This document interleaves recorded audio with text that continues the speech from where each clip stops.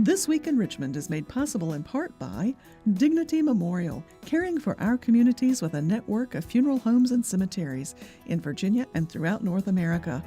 More information about Dignity Memorial's providers is online at dignitymemorial.com. Alpha Natural Resources, an energy company dedicated to respecting the land. Alpha Natural Resources, we power the world through the energy of our people. Haley Buick GMC, the place for a new Verano or Terrain Denali, in Richmond and online at haleybuickgmc.com. Everywhere there are lighting poles, there's one more opportunity to save money. Intelligent Illuminations provides cost-effective wireless lighting solutions for roadway or area outdoor lights. The Virginia Chamber of Commerce, the voice of the Virginia business community, working in legislative, regulatory, and political arenas to promote the free enterprise system. So what do you do? Information about getting involved in advanced technology careers, making everything from clean energy to life-saving medicine, is available at dreamitdoitvirginia.com. Additional support is provided by these sponsors.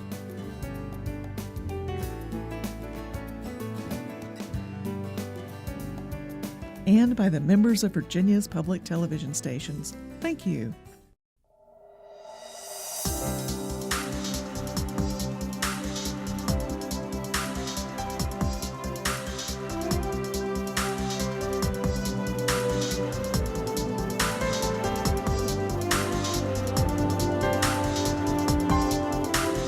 Welcome to This Week in Richmond.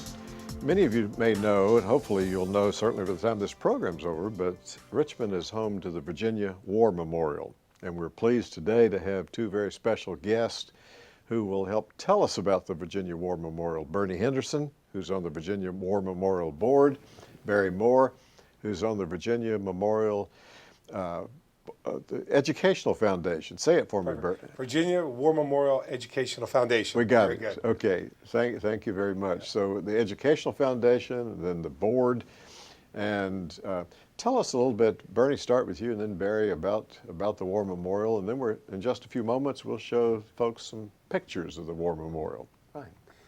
The War Memorial was conceived in 1945 at the conclusion of World War II. Thoughts were given to having that, and the General Assembly of Virginia enacted legislation to create it. Then that was put on hold because before they could begin the process in earnest, the Korean War occurred. And they waited until the conclusion of that in 1953 so that the War Memorial was dedicated on February 29th, leap year day in 1956. And it started as the Hall of Valor, and they had no staff.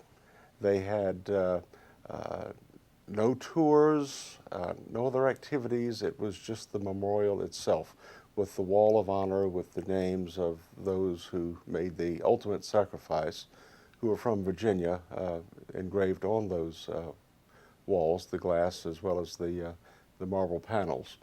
But in 1991, a great effort was made to expand its purpose, to give it an educational mission, to create a staff for the ongoing development of programs and the programs being put on there.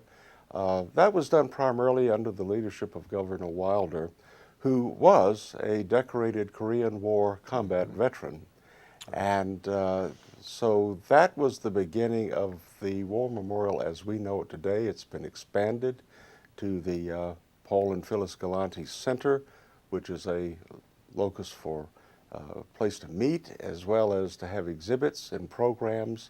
So now it is a fully functioning educational opportunity there, part of the community that does not glorify war, but it does pay honor and tribute to those who, from Virginia particularly, who have served our nation. And of course, the greatest reason for wanting peace is to have experienced the reality or at least the thought of war. So we have that as a purpose.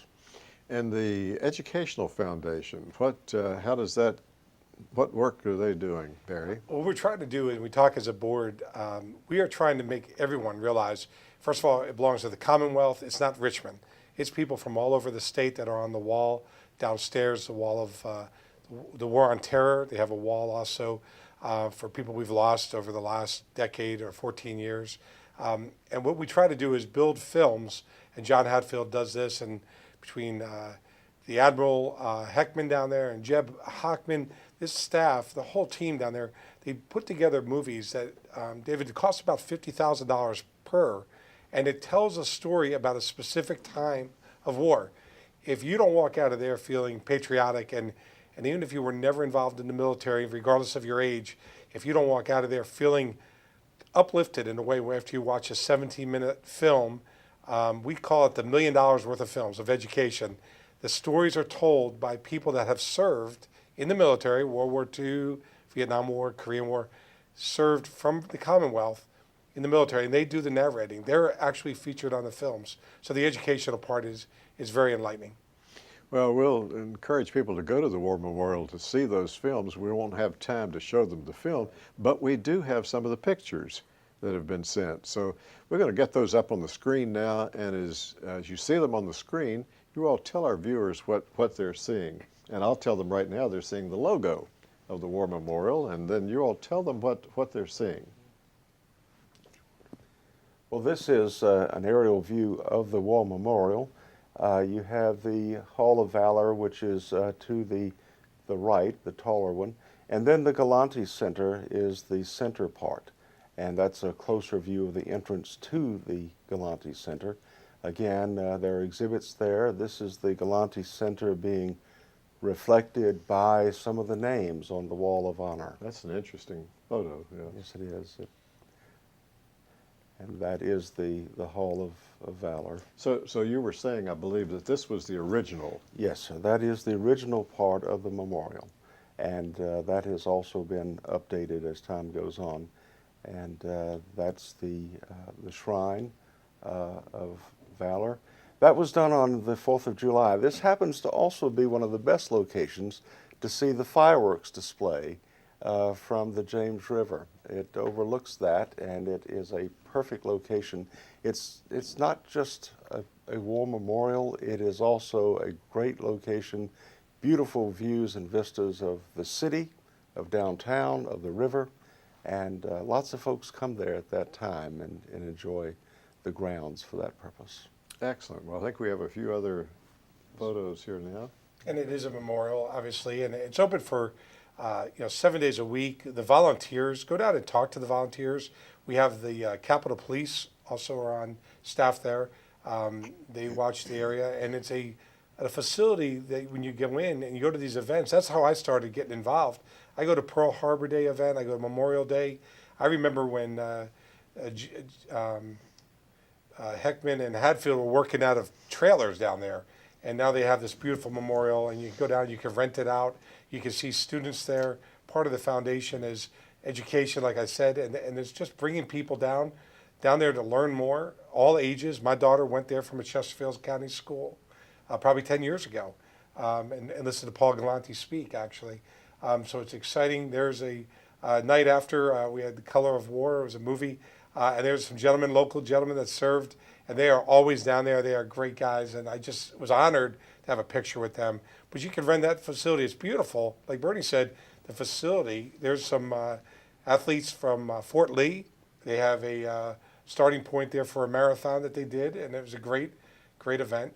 But like Bernie said, the facility in this location is fantastic, and you can rent it out for office parties, and all different celebrations, and then you can do team building down there.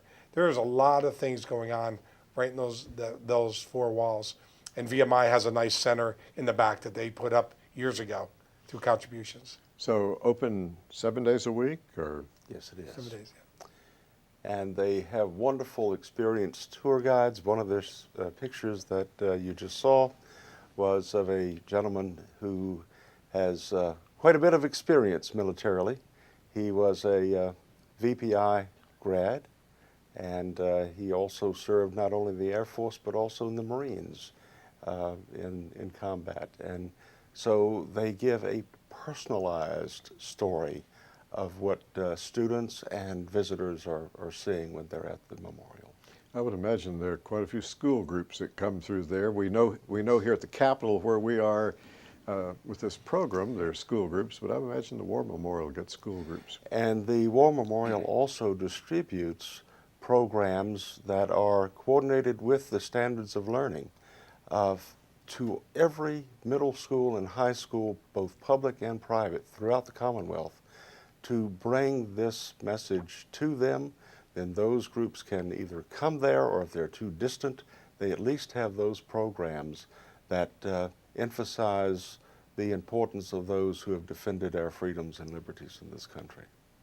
I think it's most interesting, like our viewers, when they become visitors to the Virginia War Memorial, to know that the people there who are showing them around and talking to them are people, probably for the most part, who served in the military. Yes. They are veterans of all different wars, and it is a true honor. I've never served, and my dad was in the Army in Korea, and so we're at that generation, that age, that it just wasn't, people weren't signing up at the end of Vietnam, and it's a great honor you never know who you're going to run into. You never know who you're going to be sitting with and getting a story from. And if you don't walk out of there feeling great, we've been talking to, obviously, senators, delegates. We want them to tell the story around the Commonwealth to let the schools know, like Bernie said, we are, the middle schools are showing these films for us around the Commonwealth. That's a big deal. And our viewers should know that the Virginia General Assembly and the governor, each governor has been very much involved in this. I mean, Bernie, but you're serving on the board by virtue of a gubernatorial appointee. And so this is not just a place of interest in Virginia to those of us and to others. It's something that our leaders in state government feel strongly about from the time it was established down to this present day. Yes, over 60,000 visitors came to the War Memorial last year, and it continues to grow.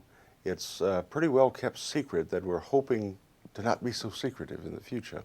But there are efforts and plans for expansion and for enhancements to be made. Of course, it's part of state government, so we're having some budgetary problems right now, and these have to take their place in priority. But we do see a bright future for this. We will be continuing to develop those films. There will be one that comes out in early 2015 that brings up to date some of the activities with the recent actions in the Middle East, and also showing the impact and the importance of what goes on here at home to support efforts to defend our country. So it'll bring a different dimension. It's just not all about combat. It's a full effort and sacrifice on the part of Lot, and that will be brought out in that particular volume of films. Bernie Henderson, Barry Moore, thank you very much for being on This Week in Richmond and for telling our viewers about the Virginia War Memorial and the Educational Foundation of the War Memorial. Thank you both. Thank you.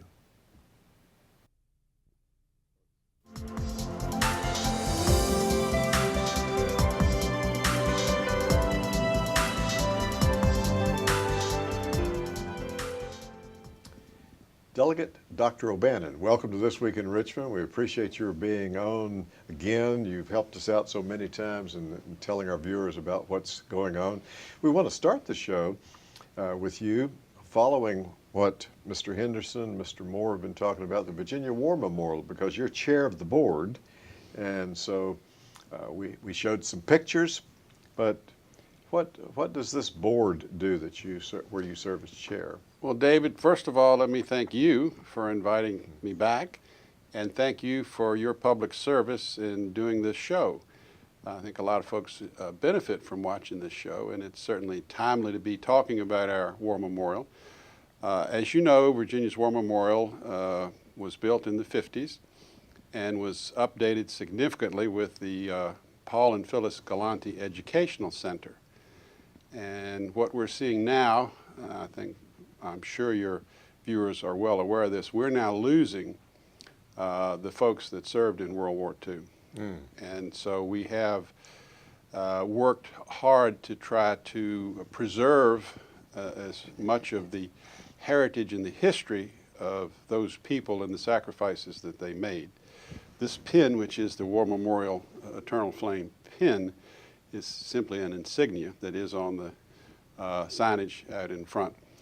And I hope everybody from Richmond, and if you have friends come, it's open, it's totally free, and it has wonderful exhibits of military things and uniforms from colonial times all the way through. We are organized with a advisory board that's in the structure of government, and then we also have the Educational Foundation Board. And the primary purpose of the War Memorial, in addition to honoring and respecting those folks that have sacrificed, is to educate the public. The only way we can keep from going down a wrong road in the future is to benefit from the experiences of the past. And so we have so many lessons that we have learned over the years. And it's personally, as someone who had a brother who served in Vietnam, was injured, we now see our Vietnam era veterans stepping up to the plate and taking leadership roles in their respective organizations like the VFW and the American Legion. So it's been a real privilege for me to be a part of that, and we have plans to be able to appropriately honor the folks that have died serving Virginia and the country since 9/11. You know, the whole game changed then. The way war is waged, if you will, changed completely with that. And so we have, I think it's about 900 or more people who we would like to properly honor. And we have plans to do that with the newer part of the shrine. Well, thank you very much for that update. You've served as chair of JLARC, the Joint Legislative Audit Review Commission. You served as chair of the Commission on Health Care and many different commissions and all during times when the legislature is not in session and when they're in session. So with your experience in so many arenas, help us take a look at the upcoming session 2015, and it'll be here soon, and tell our viewers what you see on the horizon. Well, thank you very much, David. You know, Virginia does have that part-time citizen legislature model. So we come every January to the General Assembly in Richmond, and we will, this year is a short session, as you know.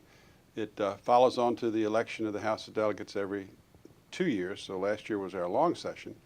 But this year the House is limiting itself to 15 bills per member. That's something we do voluntarily. I've heard a lot of my constituents and citizens say that you make too many laws and you do unnecessary things, and so we're choosing to put a limit, self-imposed limit, with the idea that is in concept with the short session.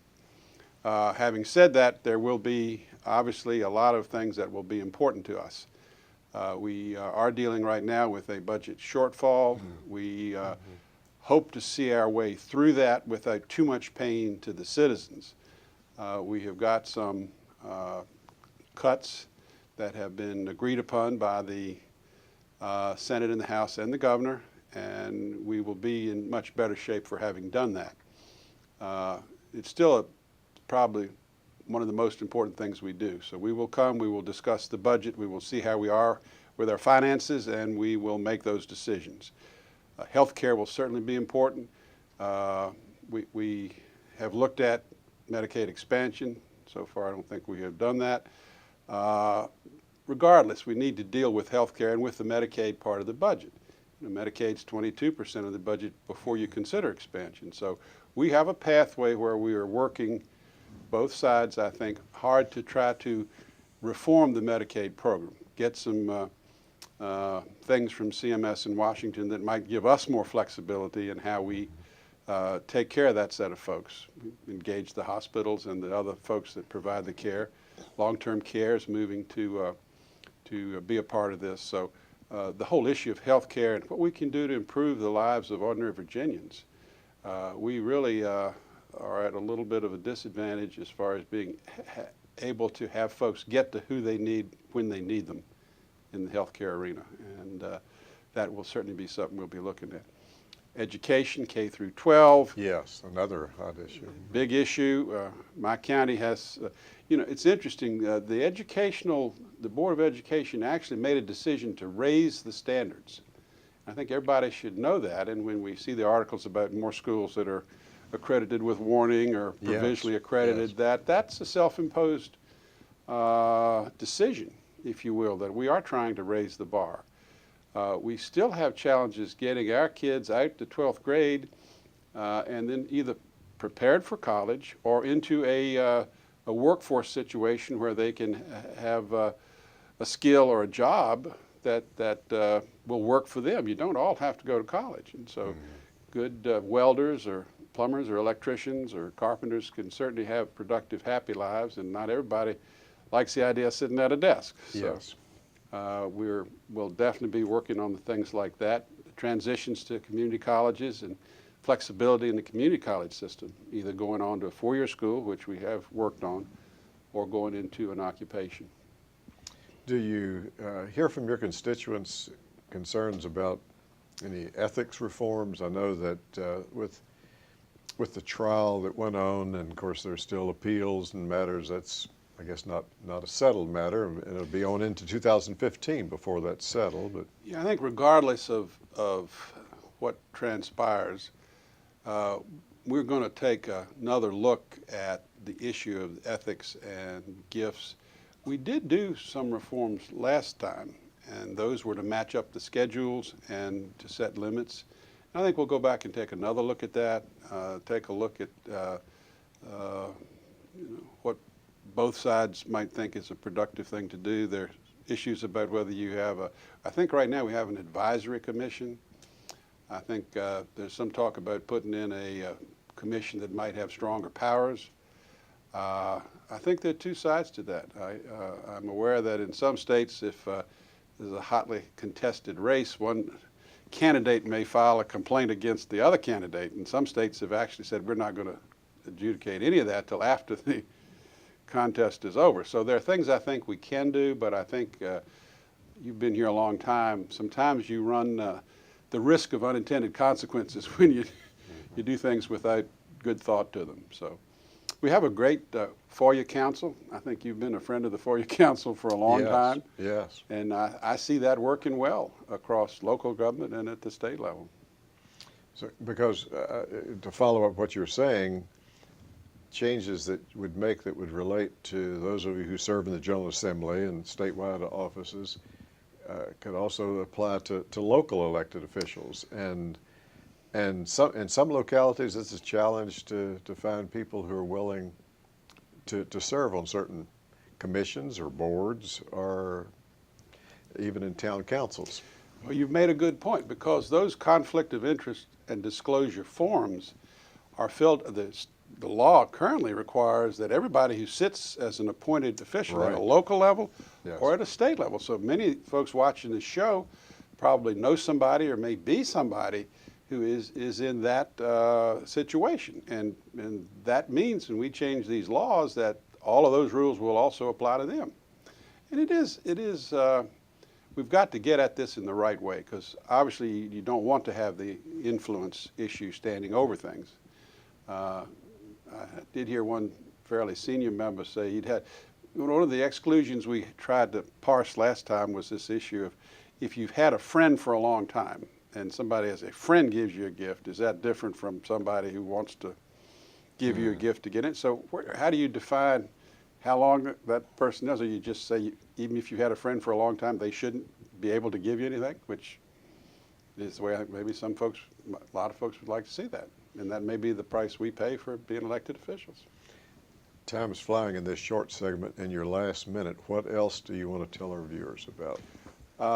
I would like to see everybody stay in touch with their elected officials. Yes. And I will tell folks I really appreciate hearing from them. I think, from October to December and into January, we will have a lot more time to talk to our folks. January comes and we're very busy. So don't expect to be able to come talk to me for a half hour in January unless it's really important. Yes. But anytime between now and then, if somebody wants to talk to any of us, we're available and glad to talk to them. And I'll even add for you, even if it's really important, you've got so many places you've got to be during the session that you don't have that much time with it. So Delegate O'Bannon, Dr. O'Bannon, thank you again for being on This Week in Richmond, and we'll have you back for a longer conversation as the session convenes. All right, David, thank you so much. Thank you.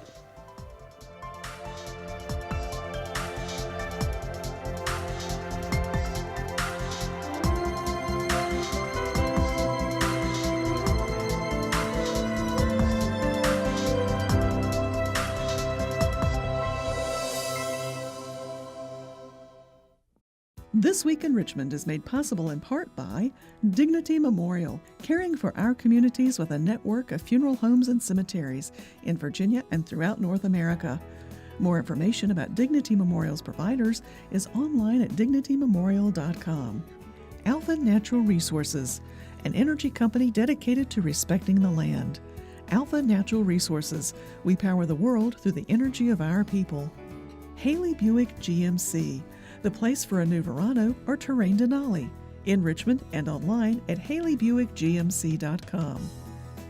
Everywhere there are lighting poles, there's one more opportunity to save money. Intelligent Illuminations provides cost-effective wireless lighting solutions for roadway or area outdoor lights.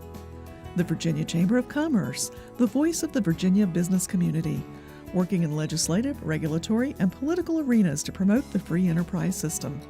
So what do you do? Information about getting involved in advanced technology careers, making everything from clean energy to life-saving medicine, is available at dreamitdoitvirginia.com.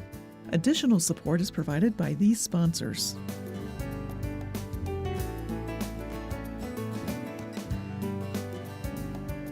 And by the members of Virginia's public television stations. Thank you.